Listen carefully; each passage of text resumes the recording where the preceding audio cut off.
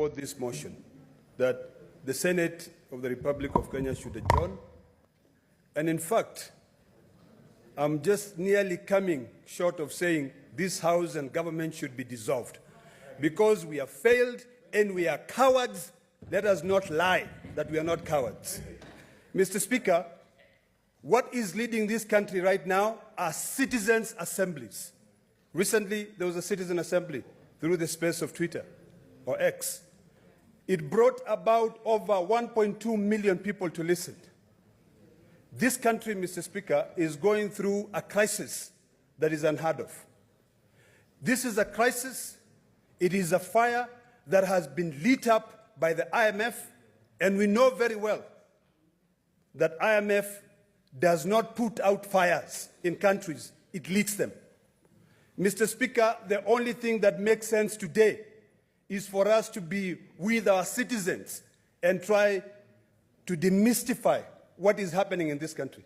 Mr. Speaker, my colleague has spoken here, Senator Omogeni, and he has pointed out the lack of respect to the rule of law by this parliament, because the National Assembly is part of this House, where the National Assembly is amending 3 pieces of legislation that are supposed to be considered by both houses, and nobody gives a hoot in hell about the consequences. This House sat, amended the Housing Act, proposed, by then it was a housing bill, and made sure that what was being put out there, that we are building houses for the poor, those houses cannot be sold. Now, through a miscellaneous amendment, or through the Finance Act, or the Finance Bill, the National Assembly comes in and removes that because you don't care. Mr. Speaker, some of us are being bashed outside. I am personally being bashed outside because of miscommunication. Mr. Speaker, there was a conflict of interest bill which was brought into this House. That conflict of interest bill, my colleague and I, Senator Omogeni, sat down and looked at all the provisions that were being proposed in that conflict of interest bill, which was sponsored by the IMF and a corrupt Ethics and Anti-Corruption Commission of this country. Because, Mr. Speaker, there is no body which is corrupt more than ESCC. ESCC now wanted to be put in as the body that goes out there and look for conflict of interest instead of the body that goes out there and fight corruption. Mr. Speaker, very shortly, the conflict of interest bill was prepared. It was tabled on the National Assembly by the majority leader, Kimani Ichung'wah. And in that conflict of interest bill, it was proposing to amend the following acts which exist: the Leadership and Integrity Act, Ethics and Anti-Corruption Act, Anti-Corruption and Economic Crimes Act, Public Procurement and Asset Disposal Act.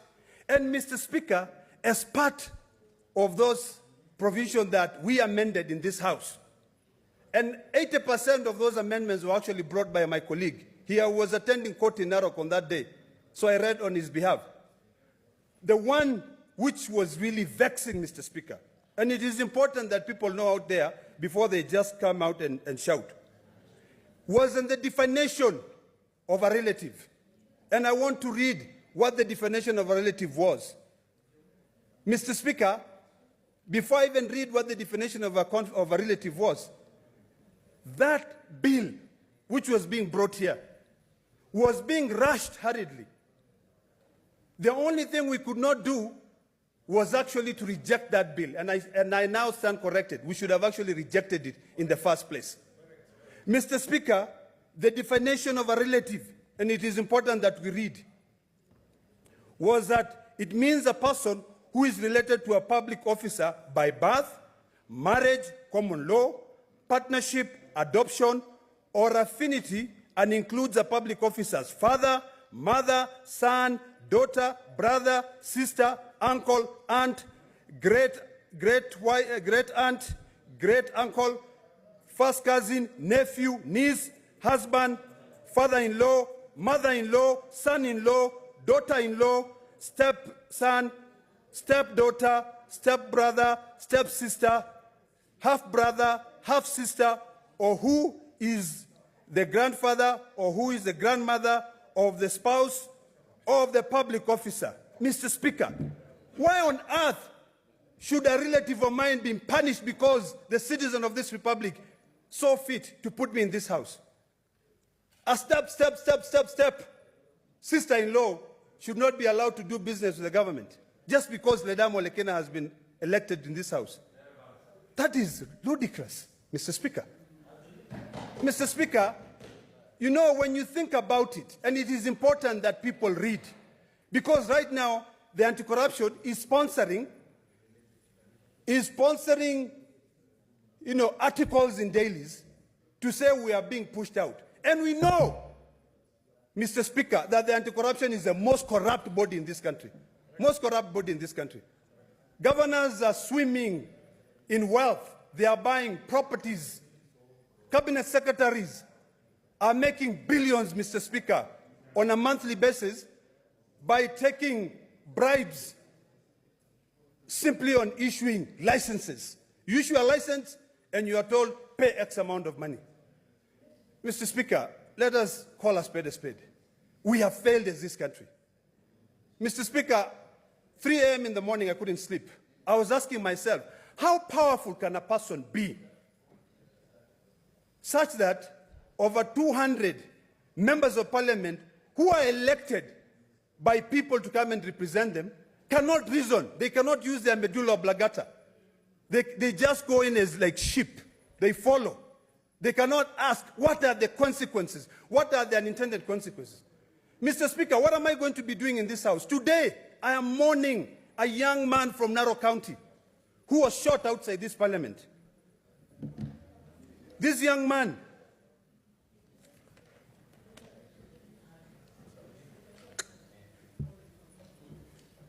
I'll just remember his name, is from a family of the Shieni in Lolonga. I want to go and mourn with him.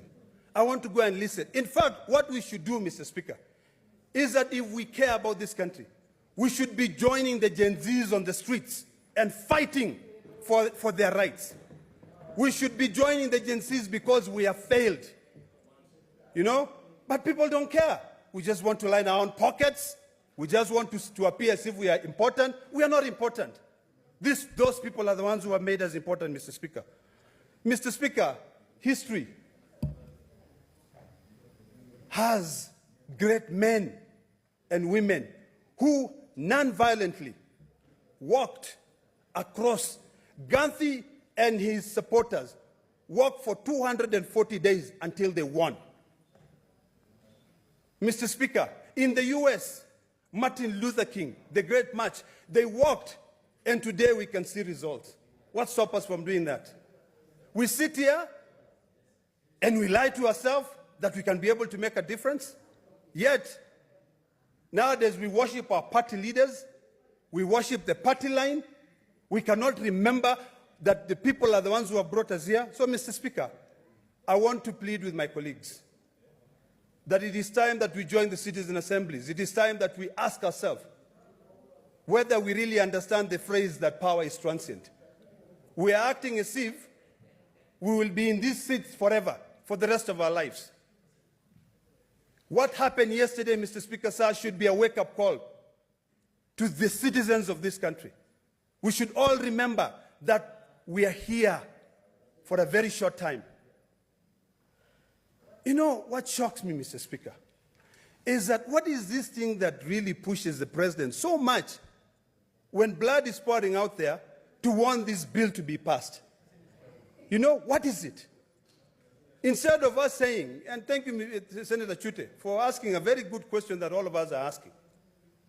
Instead of us fighting corruption, going after corrupt cabinet secretaries, going after corrupt governors, we are here trying to overtax citizens. Mr. Speaker, the population of this country, 70% are Gen Zs. I'm a Gen X. I should be joining them, and I want to join them to be able to go out there and fight for these rights. Because we don't care, Mr. Speaker. We don't care. We're just busy lining our own pockets. It is sad, Mr. Speaker. So, Mr. Speaker, I want to correct out there. I proposed amendments to the Conflict of Interest Bill because it was barring the whole clan, the whole citizens of Kenya, from doing business with the government. It was amending legislation which already provide that. It was being engineered by the Ethics and Anti-Corruption Commission so that they can find many loopholes of getting money. In Masai, we say, emala. You know, you have that gourd. Then you decide to open that gourd and the insects goes in when there are so many other avenues. We can easily do the right thing. This parliament can be able to check whether there is any conflict of interest.